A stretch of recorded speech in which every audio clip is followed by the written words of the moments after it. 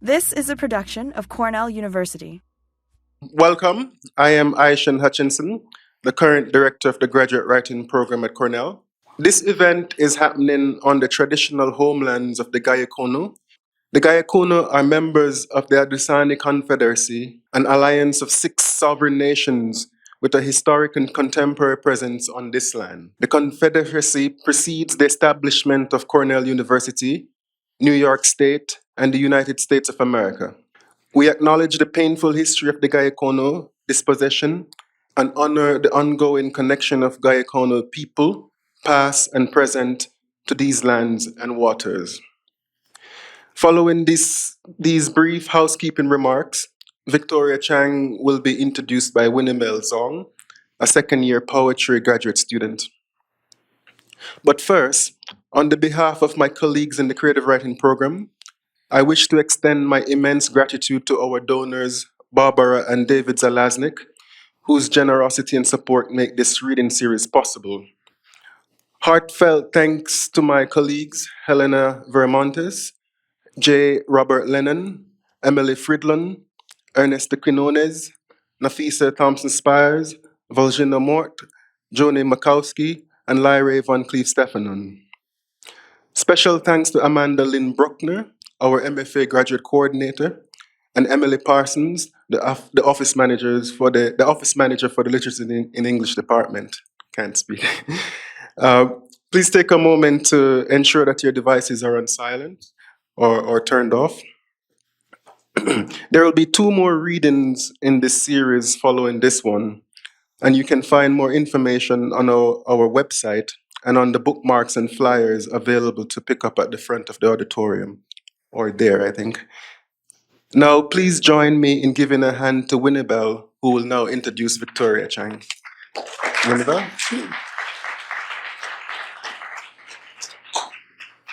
My name is Winnie-Bell Xingyu Zong, and I'm a second-year poet at the MFA program here at Cornell. It is my absolute honor and pleasure to introduce to you, or reintroduce to you today, Victoria Chang, whose latest book of poetry is The Trees Witness Everything by Copper Canyon Press. Her nonfiction book, Dear Memory, was published by Milkweed Editions in 2021. Obit, her prior book of poems, published by Copper Canyon Press in 2020, was named a New York Times notable book, a Time Must Read book, received the Los Angeles Times Book Prize, the Enfield Wolf Book Award in Poetry, and the Penn Volker Award. It was also longlisted for the National Book Award and named a finalist for the National Book Critics Circle Award and the Griffin International Poetry Prize. She has received a Guggenheim Fellowship and lives in Los Angeles and is the acting program chair and faculty member within Antioch's Low Residency MFA program. I did that. Before Cornell, I studied with poet Tracy Brimhall in Kansas and poet Meg Day in Pennsylvania. It was then that I read Chang's book, Barbie Chang, in both Tracy's and Meg's workshop. And for the curious emerging writer I was 6 years ago, Barbie Chang was the first book I read in the US in which I felt seen by a writer who looked like me. It was the first book that made me think maybe there is a place for me here in the writing community. And what this book has taught me in marvelous line breaks, audacious leaps of will, and abundant imagination stood by me at my literary emergence from Pennsylvania to Kansas and now to New York. In the spring of 2020, I interned at Copper Canyon Press, one of the renowned presses that published Chang's work. At the time, Chang's new book, Obit, which, quote, reinvented the form of newspaper obituary to both name what has died and the cultural impact of death on the living, was just about to greet the world. And I saw firsthand of how Obit had already touched upon the hearts of those in grief, as the book gained a surprising and unsurprising readership among the death-positive communities who see honest conversations about death and dying as the cornerstone of a healthy society. In one interview with Copper Canyon, Chang introduced herself as a writer, yes, but more as a creator and an artist. I just like to make things, she said. I like to try and push boundaries of what's possible in creating art as well as in life. And what was born after Obit, namely Dear Memory and The Trees Witness Everything, again conjured the natural world to ruminate in what is perishable in life and death, again challenged as well as reinvigorated what language and the book form should look like and be. In The Trees Witness Everything, Chang writes, quote, "The old wars are over and my mother is dead, but snow lands on the new wars, melts on a different mother," end quote. The confluence of grief, trauma, migration, womanhood, our roots and becomings in the books truly touched me, and her new works weave together elements of life as ceaseless wonders.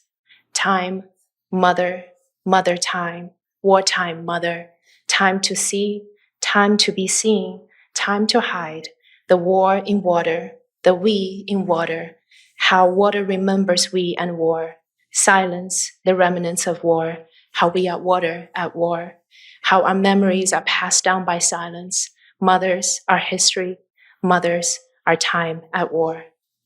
Lucky for us, both Dear Memory and The Trees Witness Everything are available for purchase right here in the auditorium, thanks to Buffalo Street Books, and lucky for us, Chang will be glad to sign our books at the reception. Everyone is invited to the book signing and reception upstairs in the English Lounge, which is 258 Goldwin Smith Hall, right after the reading. Now, without further ado, and with a full heart of gratitude because, Victoria, you're one of the reasons I am here today, it is my honor to welcome you onto the stage, Victoria Chang.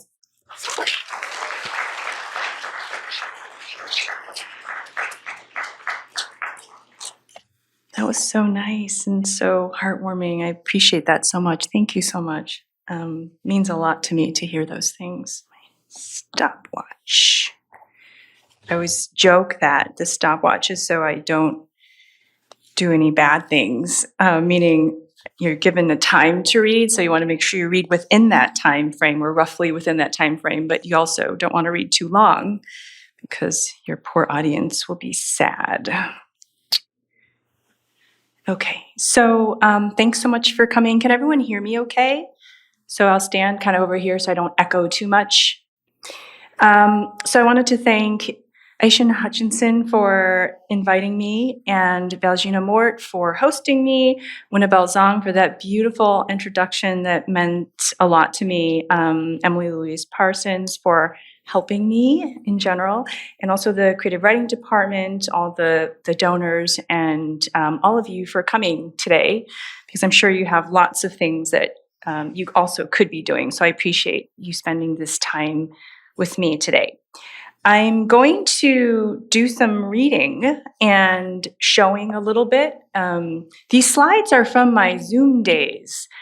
I'm gonna I'm gonna ask Emily Louise to flip through a bit at some point, but I also myself do better when I'm looking at something. So hopefully you'll have some things to look at along the way. So I'm just going to read from 3 books, so you know what I'm going to be doing. And I'll read from Obit first, and then I'll read from Dear Memory, and then I'll read from a few poems from The Trees Witness Everything, which are like these little tiny things. And then I'll also read like a couple new poems as well. So Obit is where I'll start in my... My mother passed away in 2015, and she had this disease called pulmonary fibrosis, and it's quite the disease, and your lungs harden, and for some reason they're not sure why. And I learned a lot about the lungs. The lungs are soft and malleable so that air can go in and out. And then people who have pulmonary fibrosis, they gradually suffocate to death. So it's a very hard disease to experience, I'm sure, and also difficult to watch. And then my father, who passed away last year, had a stroke and lost his language. So he has aphasia. So he appears here and there in these poems as well. And these are all poems that are shaped like little obituaries, and things die. Music. died on August 7th, 2015. I made a video with old pictures and music for the funeral. I picked Hallelujah in a cappella because they weren't really singing, but actually crying. When my children came into the room, I pretended I was writing. Instead, I looked at my mother's old photos, the fabric patterns on all her shirts, the way she held her hands together at the front of her body. In each picture, the small brown purse that now sits under my desk. At the funeral, my brother-in-law kept turning the music down. When he wasn't looking, I turned the music up because I wanted these people to feel what I felt. When I wasn't looking, he turned it down again. At the end of the day, someone took the monitor and speakers away, but the music was still there. This was my first understanding of grief. My mother's teeth. Died twice, once in 1965, all pulled out from gum disease, once again on August 3rd, 2015. The fake teeth sit in a box in the garage. When she died, I touched them, smelled them, thought I heard a whimper. I shoved the teeth into my mouth, but having two sets of teeth only made me hungrier. When my mother died, I saw myself in the mirror, her words in a ring around my mouth, like powder from a donut. Her last words were in English. She asked for a Sprite. I wonder whether her last thought was in Chinese. I wonder what her last thought was. I used to think that a dead person's words die with them. Now I know that they scatter, looking for meaning to attach to, like a scent. My mother used to collect orange blossoms in a small, shallow bowl. I passed the tree each spring. I always knew that grief was something I could smell, but I didn't know that it's not actually a noun, but a verb, that it moves. Grief as I knew it died many times. It died trying to reunite with other lesser deaths. Each morning, I lay out my children's clothing to cover their grief. The grief remains, but is changed by what it is covered with. A picture of oblivion is not the same as oblivion. My grief is not the same as my pain. My mother was a mathematician, so I tried to calculate my grief. My father was an engineer, so I tried to build a box around my grief, along with a small wooden bed that grief could lie down on. The texts kept interrupting my grief, forcing me to speak about nothing. If you cut out a rectangle of a perfectly blue sky, no clouds, no wind, no birds, frame it with a blue frame, place it face up on the floor of an empty museum with an open atrium to the sky, that is grief. I'll read a few things from Dear Memory. And so my mother passed away, which was awful and sad. And but she was a hoarder, so she had a lot of things that I had to go through, and lots of boxes, and they're still all filled in like all of like our spaces. And so I sometimes will just open them and look, and one day I opened, and mostly they're just, things, but I found one box that had like all these really interesting papers, and I suddenly thought, this is so exciting. There are birth certificates. I knew my grandmother's name.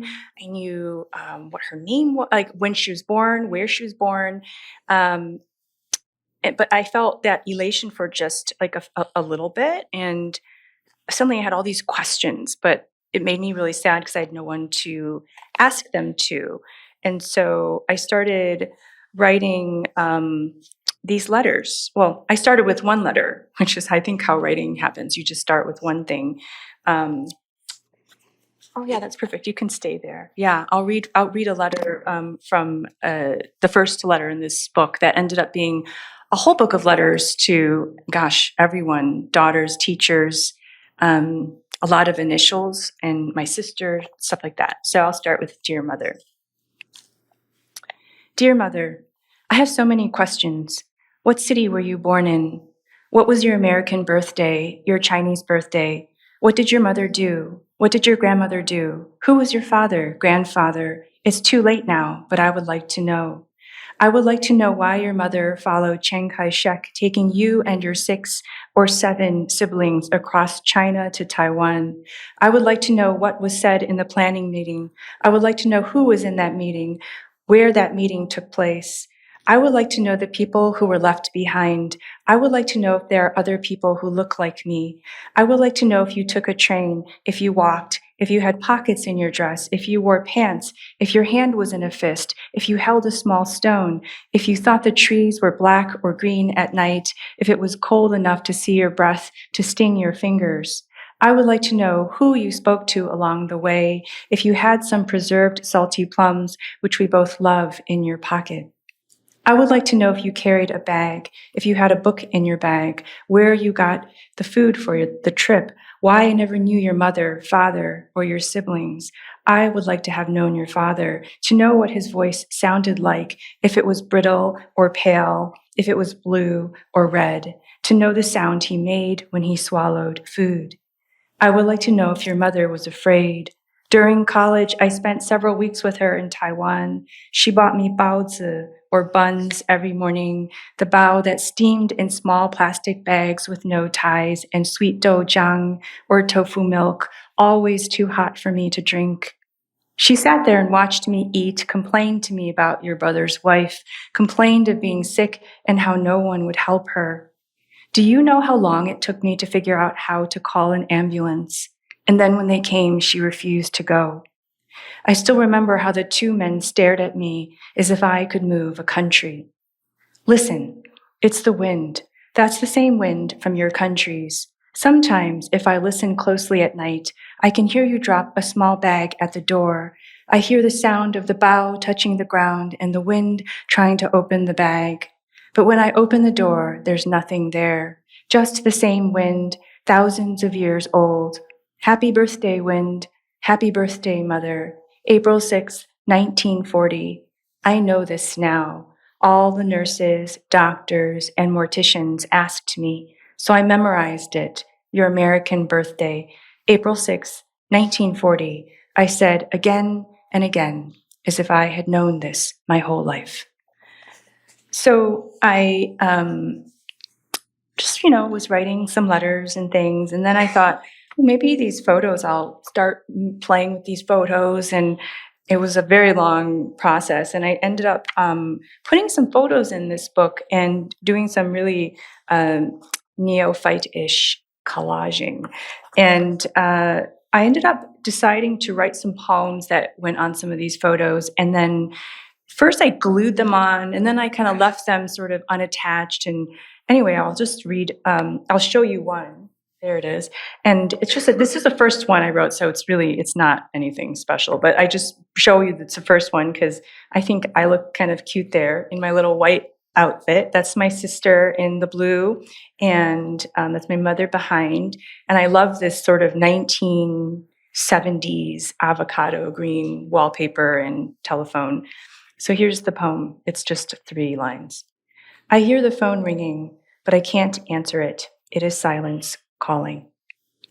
And again, I read that to you because silence became a big sort of thing that I started exploring in the whole book. At some point, I had written the entire thing and all these photos with all these poems, and I suddenly remembered that I had interviewed my mother one time. And I think I had lied and said, hey, I'm doing this thing where I need to know this and write an article about your background. And then my father, actually, I remember specifically, he yelled at me and said that he was not interested. And it was like, whatever I was doing was a waste of time, which was totally my dad. But, and then my mother was like, fine. She felt bad that he yelled at me. So then she agreed to talk to me, which I was really glad about because then all the stuff that I was exploring was actually in this recording that I found. I had just forgotten about it, which then made me wonder about memory, which memory is a theme that happens a lot and I talk about in this book a lot too. So yeah, I'll just read you a little bit. I mean, it's really sad because she translated these this letter that she had gotten from a cousin, and it just mirrored kind of what I learned when I was an East Asian Studies major in college. So it was really sad to see that like the stuff that you read was actually stuff that people experienced, but it was very like very clinical. So I'll just read a little bit of the interview. Me.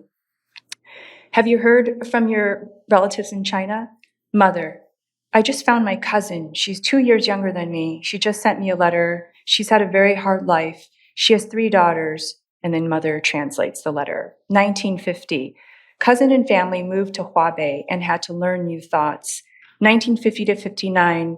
Every 2 to 3 days, they had to participate in new movements to suppress the revolution and to fight against the Americans. They had to take all of their pots and metal doors and burn them to make steel, but moving away from farming led to starvation and famine.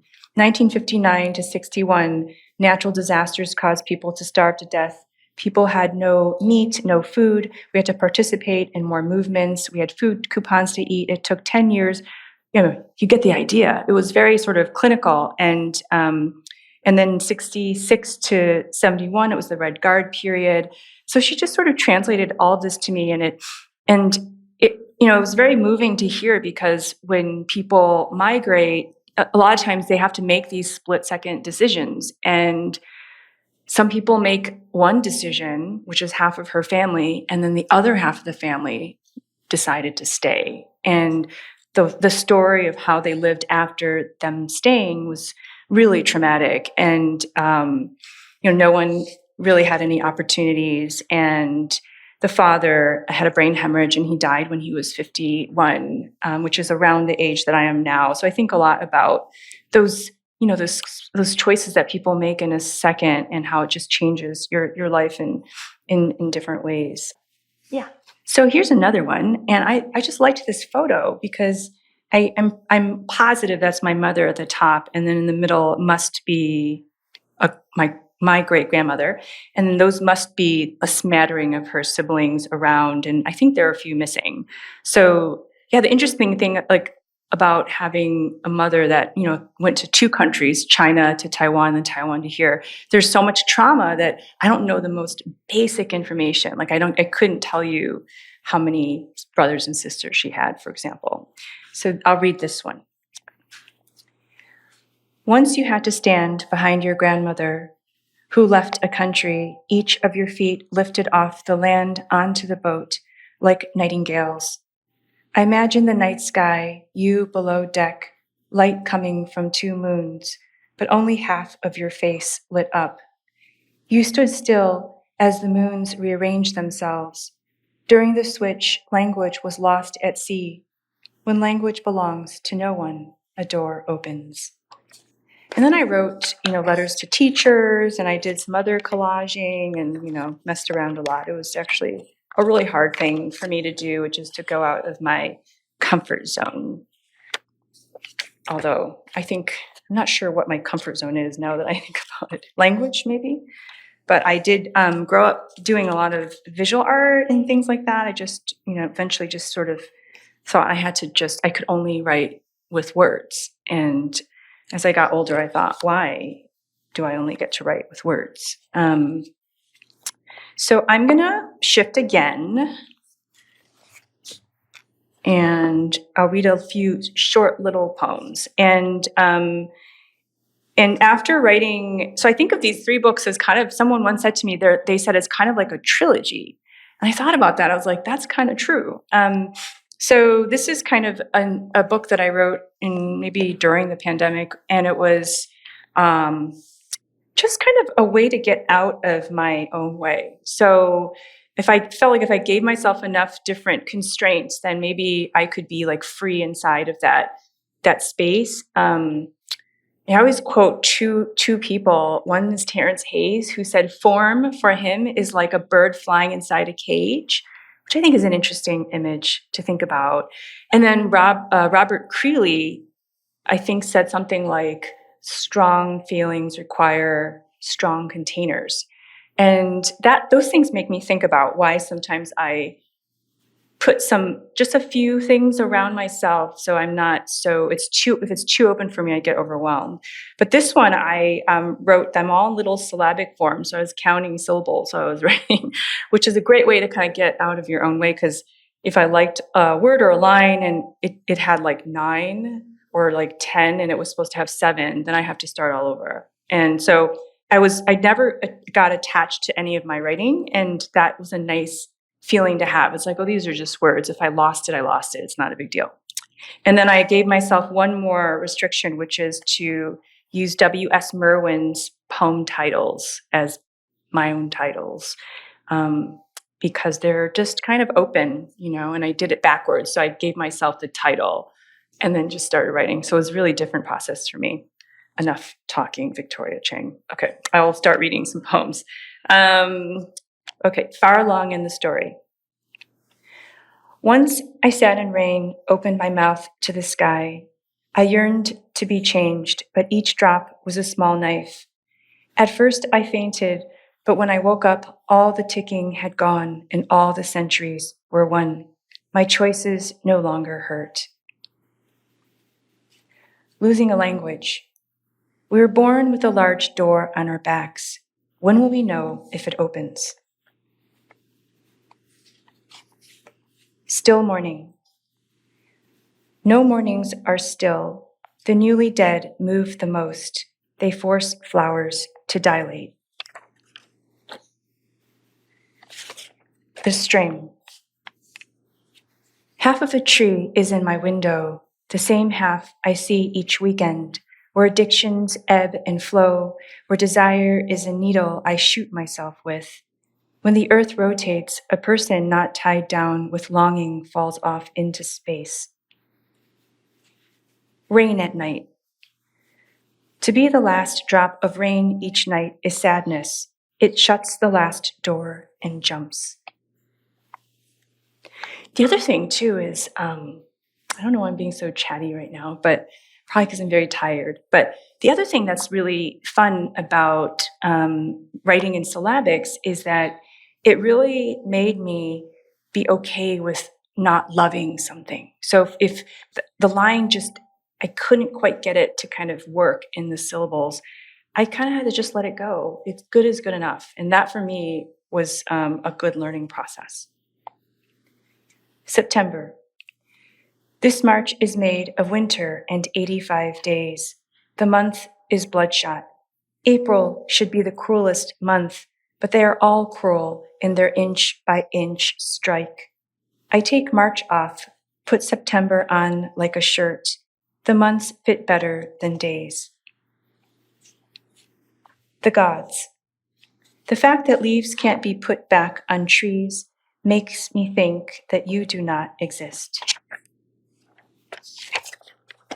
The lovers. There is a wildfire starving on top of a lake. See how the water holds fire but cannot end it?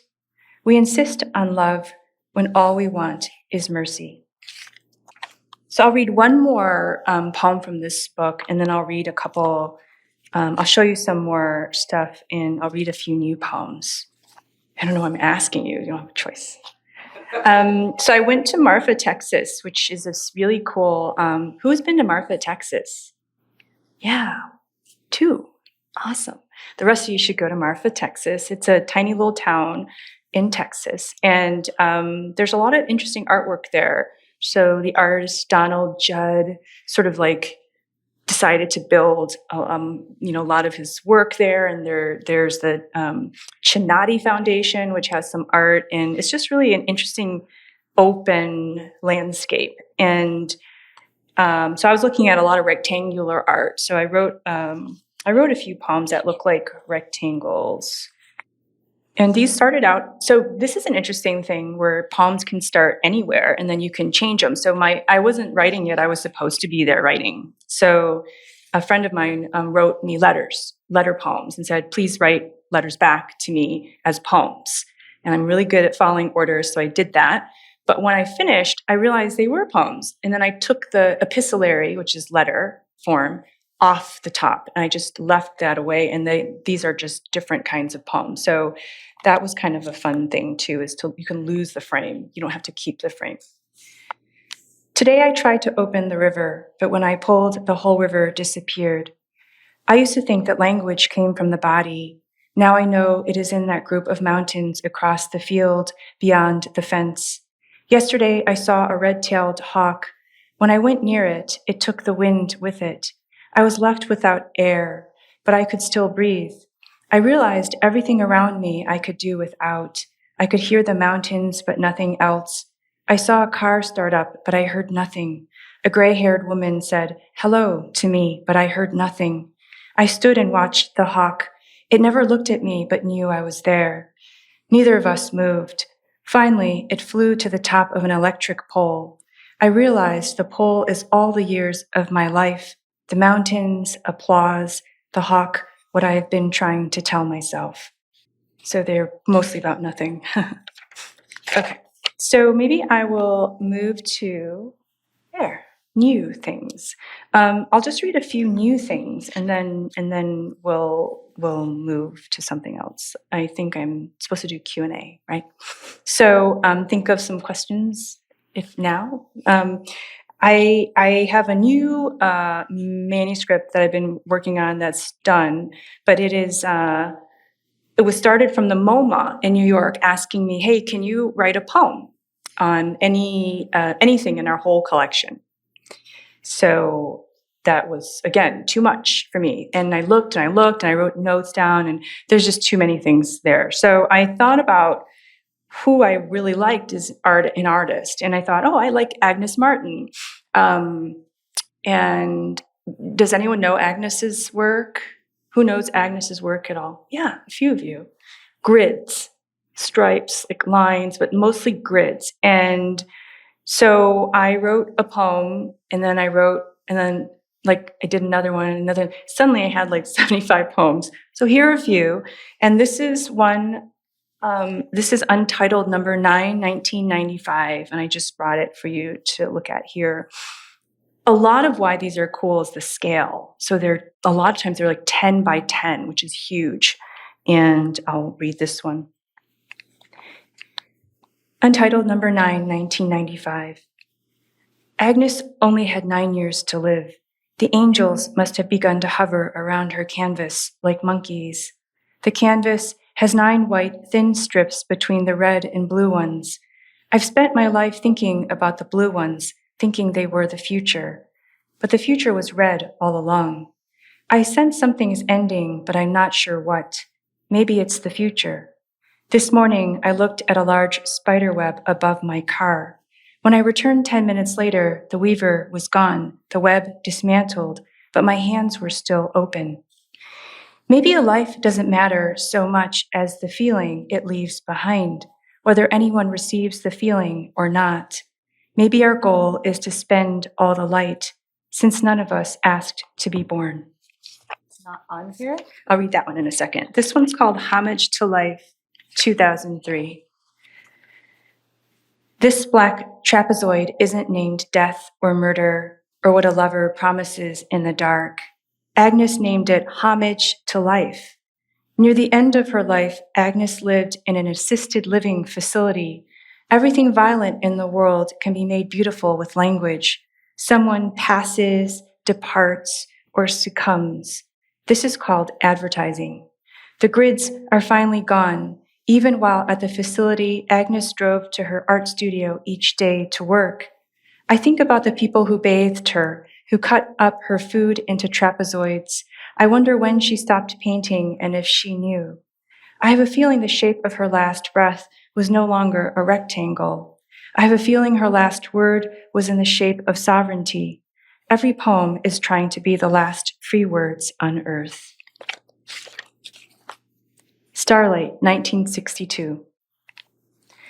Suppose the stars are just our grief reflected back to us, proof that grief sometimes forgets its source, that it can find dead things no matter how distant. Everyone arrives one day and asks, "Is this it?" And the stars answer back with more stars. I wonder if Agnes started at the bottom or at the top, if she went left to right or right to left. There's no use in wondering if the canvas was on the floor or on a table. To ask questions is to be distracted by point of view. Point of view has a terrible memory. I've looked at photos scrolling up and over, zooming in and out, and realize it is not love I want, just the ability to zoom back out. A woman loses herself when she can no longer zoom out. Agnes knew that love exists because of the distance of starlight, that desire is the only thing with nerve endings, that it drips, that it dries faster in the desert. She knew to paint it vertically, but to hang it horizontally. Yeah, that's the gold one. This is my favorite one. Has anyone seen this one? It's at the MoMA, and it's always, well, lately I think it's always been up, but it's this really cool 10 by 10 image. And I think it's one of 2 times that she used gold leaf. And it is so beautiful. And it's called Friendship 1963. And Agnes wrote this great book called Writings, but it's really hard to find. I'm sure you could find it in your library or interlibrary loan, but it's really a cool book to read if you're interested in her work. Friendship, 1963. I came to the city so I could see gold. When I arrived, though, the leaves were gold too, and I became confused. I called the front desk 4 times, and Angel answered each time. By the 3rd call, he ended with, "Talk soon." In the morning, a different man answered, and I burst into tears. On 53rd Street, small children kept on running into me. A father yelled so loudly at the boy on the scooter that I thought he knew I was carrying death on my back. By the time I arrived at the museum, there was a long line. The bald man in front of me kept turning around to look at me. I could tell by his forehead that he could hurt me. When I finally found the room, I was the only one in there. Everyone else was below me in the Picasso room. While I stared at the gold rectangles, 2 attendants talked about whether to work overtime and get paid time and a half. I wanted to tell them that there's no such thing as time, just time and a half. Sometime in the night, Ital Adnan had died. I had just seen her paintings the day before. The crowds were large, and I wondered whether our looking had accelerated her death. When I took a photo of Agnes's piece, I saw my dark reflection on the gold. I started counting the grids, but the bald man came up next to me. Suddenly, there were 2 dark shadows on the gold. I asked him to step away, but when he said no, it was Agnes's voice. Thank you.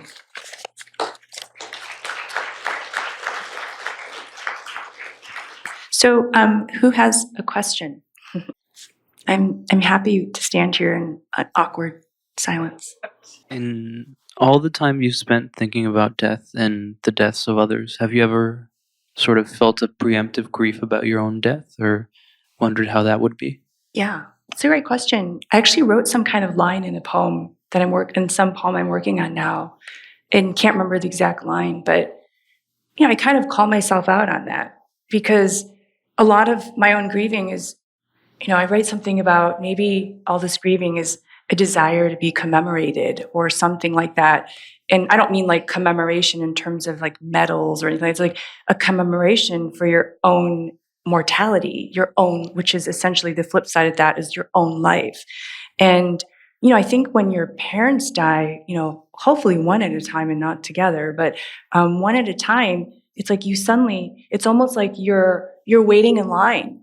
And you don't think about this. Well, I didn't my whole life. And then suddenly I'm like, oh, I'm next.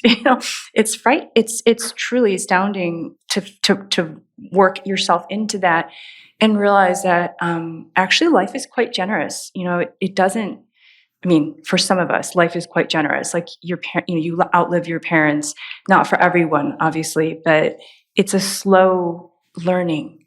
It takes its time. And that's the best we can ask for, but you learn very slowly about what your own mortality means, and writers and poets, a lot of times I think we are obsessed with death at a very young age, but you don't really understand it until you see it like really up close, like I had to. And so, yes, absolutely. It's a really confrontation with your own mortality. And then you think, oh boy, that was a tough way to die. And then you think, how am I going to die? How would I like to die? Not like that, those kinds of things. A lot of time to think. Thank you so much. One of the things I really admire and appreciate in your poetry is that there are these occasional sort of startling moments of humor I think, like in the poem you were reading just now, when you said, I wanted to tell them that there's no such thing as time, only time and a half. I I sort of chuckled, and then I thought, oh, I don't know if I'm supposed to. I don't know if it's intended to be funny. And I think I often have that experience in some of your poetry of being like, I don't know if this is meant to be funny or if I'm just laughing inappropriately. So I wonder if you could talk about how you think about humor in your poetry. Yeah, that's a great question. I love telling jokes. Actually, I've always loved just sort of telling jokes, and I don't tell jokes. I'm not saying, oh, like, there was a man. It's like I don't do that, the joke telling.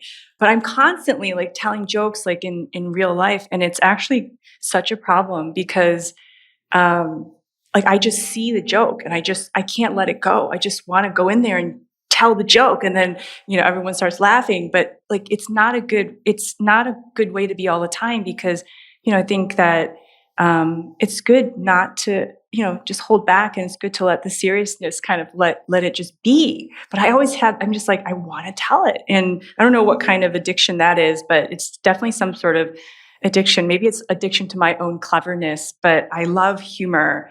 And as much as I try not to put it in my poems, I think you are your poems. I hate to say that, but no matter how much we try and hide ourselves, if you're honest and true, like your personality will come out. And those moments are where I couldn't hold back, probably. And so, yeah, you have permission to laugh. It's totally fine. Hi again, Victoria. You said that language is your comfort zone, and you use language to interview your mother and to read the documents, to make stories, and you respond with language to photographs and to visual art. And I wonder if you could speak a little bit about your relationship with the English language as a child of immigrants. And what are the things that, as a poet, you enjoy about it? What does it give you? Yeah, I loved growing up in a bilingual household. And I was just talking to Derek earlier. Where's Derek? Up there. Hello. We call that the sky deck. But yeah, I was just talking, but I actually was bragging to Derek about my Chinese, how it's not that bad. And but then it's also, when you're really tested with real Chinese speakers, it's not that good. But I do think, like, I loved it so much that I continue thinking about language all day long, in Chinese language, and how sometimes there are these perfect phrases that are just completely not translatable, or that the nuance is not, it's just not quite right in English. Like, annoying is fine, but it sounds too soft to me. Like in Chinese, it's like tao yin. And there's that tao, there's a T and the yin. It just feels like it's two accents, tao yin. And annoying is just like, you're so annoying. It sounds, we even have to add a so in front of it, because I think it's because it's inadequate. It fails at its true feeling. Whereas grating, that sounds a little bit better. But so I think about Chinese all day long, and how I was so lucky to grow up with that in my household, and kept on learning it as much as I could. And I was thinking about you earlier today, because I was wondering if you think, like you said, you speak 3 languages, and I was curious, like, what language you think in. And because I think sometimes I think in Chinese, but other times I think in English. And then, more interesting, what language do we dream in? Do we speak in our dreams? Do we have thoughts in our dreams? And if so, what language is that in? Or is it in the language of poetry? I don't think I've ever spoken in any of my dreams, but other people tell me that they have dreams where they have whole conversations in dreams, which I think is fascinating. So yeah, I just think language is, you could think about it endlessly, and there's so many ways to think about it. And I'm interested in, especially people who didn't grow up speaking English, their poetry is always very interesting to me, because it's slightly askew. In ways that someone who's born with English just can't really do. And I always find that to be interesting. That kind of strangeness is what I'm attracted to, and in language and poetry and fiction and nonfiction. I'm always looking for that kind of interesting phrase. Even when I read like art criticism or literary criticism, if someone just writes something in a really interesting way, I was like, oh yeah, that's really lovely. That's a lovely way to think about saying a really basic thing, but it's so beautiful. So it's my first love, which I imagine if people write, it's probably a lot of people's first love. But I think we were talking today in class or in our meeting about how it's fun to be a writer today because you can have permission and freedom to go just blend across all these vertical containers of genre. No one says you have to do this or do this. You can experiment and play and be influenced by a lot of different other kinds of writing and artwork. And it's really a nice time to be a writer. Hello, thank you so much. I was wondering about how do you think about the use of documents within your work?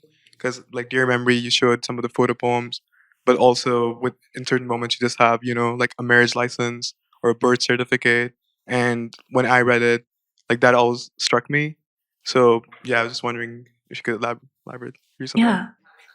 Yeah. So that added question was, how do you choose what not to choose? Yeah. I mean, I think I was talking to a friend recently about Barth's idea of punctum and studium, and I'm not an expert because I haven't read the whole book, but it's kind of cool. If you want to write it down, you can go read it yourself. But I think a lot about punctum and studium. It's basically looking at photographs, and so the studium is sort of like what is just like in a photograph. Okay, I'll be clear. Like, what resonates to you about a painting or a photograph? Like when you're looking at it, why can you zip through a museum and like one thing you just stop and stare at it? Like, what is that coming from? And so Barth basically was like, that's the idea of a punctum. What comes out and sort of like punctures you in a photograph, if you're looking at a photograph, and why. And so I've been thinking a lot about that, and thinking about the pieces that, I mean, there are like a ton of things you could use every day. And this goes along with word choices too. Like, why do we choose this word or that? Why does the subject matter choose us versus something else? And so, yeah, I think you just I feel my way around it. So I look around and see, like what I'm staring at, what interests me. In this book, I also do some like really awful things to the things that I find. I erase them. I cover them. I alter them, and I felt really badly about that too. But then I also was thinking, well, I don't really know my history anyway, so I'm making something new with these artifacts, and so I had like a ton more like equally silly collages kind of thing, and they're all over the place. There are little slips of paper everywhere, and I always say, just like whatever ends up like it just calls you back, and you keep thinking about it, is sort of what the punctum is to you. Like when you're looking at documents and thinking about what resonates with you, and it's that residual feeling that we have. Like, what stays with us? What have you read that stays with you? What did someone say that stays with you? What did you look at that stays with you? And maybe that's an area that you could go into a little more deeply. So I'm very intuitive. That's kind of how I deal with it. Yeah. No, I think that's true. I mean, like, it's interesting when you think about, we are real without documents. That's a whole novel thing, like, we're really interesting, real human beings without our driver's license, without a passport, without a birth certificate. But we navigate the world through this official paperwork and being quote unquote documented. And yet being documented doesn't mean that you're seen. So Yeah, I think I talk a lot about, in one interview I did with maybe Bomb magazine, I was thinking a lot about hyper visibility and hyper invisibility. And so, like, as a person that looks like me, it's like you want so badly to be seen as a real person. But in all the instances in my life where I've been seen, it was like had rocks thrown at me, I was made fun of, people did the whole like eye thing, and where they just said, go back to wherever, it's like it got so old. And at some point I remember thinking, oh gosh, that cliche. You can obviously do better if you're gonna, throw slurs at me. But it is so cliched. So it's like you want to be visible, but hyper visibility was not good. But hyper invisibility was also a form of erasure, of hiding and self invisibility. So the documents, I think, come into that because they don't, in the end, mean anything, but they mean everything to the state, right? And so it's a very complicated relationship I had with documents, because even after I found all this stuff, I knew very specific things, I still felt empty. And I had nothing more. And so I think that, those are the kinds of things I thought about with the documents, like what is their meaning? And that's when I felt comfortable completely marking on them and cutting things out. And once in a while I'd cut like the original out, and I thought, oh, maybe I should make a copy of it and cut out the copy. But by then I had already cut up so much stuff it didn't matter. And I thought, it doesn't matter. None of it really matters, so. Hi, thank you so much for the reading. I noticed that you write often about your parents passing and the theme of death and letting go. And I really appreciate how the different stories you write, although they're about the same event, like each story is very unique and beautiful.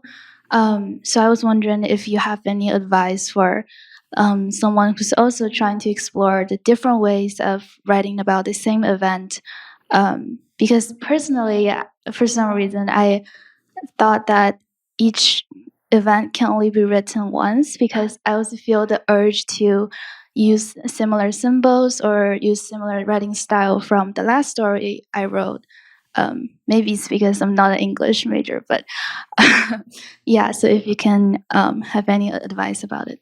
Yeah, that's a great question, because, like when I think we have life experiences, and sometimes they haunt us, and they're just become a part of like who we are. Like like grief is just a part of who I am now, and I don't want to get rid of it. I don't want to get over it. It's who I am. It's in my skin. It's my fabric. And so I feel like it informs me. And so I don't want to stop writing about whatever, if anything, really. And yeah, some of the earlier books before Obit were about other things. And, they sometimes weave back in. Sometimes I feel like I've written the same line in another book and I have to go look back. I think that's totally fine. Because we're growing, and so when we're growing, we change things, we see things a little differently, and there's nuance there. But I think that you can also try different. So sometimes I had to try different landscapes. So like different genres, for example. So like I addressed the same thing in different. Like I even wrote a middle grade verse novel, like a novel for like 8 to 13-year-olds, and because I was trying to get at some of my challenging relationship with my sister, who had a medical condition that was gone sort of undiagnosed, and I wrote it in a fiction, like a adult fiction. Then I wrote an essay. Then I wrote, poems. And then finally I said, oh, I think this is the right form. I wrote it in a middle grade novel, so I could kind of get into that character. And there are 2 characters. One was a sister and one was the other sister. And it talks a lot about, her condition, which was, I'll just say it, even though she'd kill me for saying it, but it's in the book. It's trichotillomania, where she pulled her hair out, and there's a lot of trauma in our family from not talking about that. And so I just say, just keep trying. You can paint, you can draw. You can make music. it's fine. You can, and don't listen to anyone that tells you, oh, you already wrote about that. Who cares? Just if it calls you, I feel like you just keep writing it. And sometimes you just have to just work your way into, around, and obsessing, refracting. And I think that's really joyful. But yeah, you don't need to write just one thing, like on whatever you're struggling with, because the other thing might bring out different thinking and different types of writing that might be more interesting. Okay, thank you.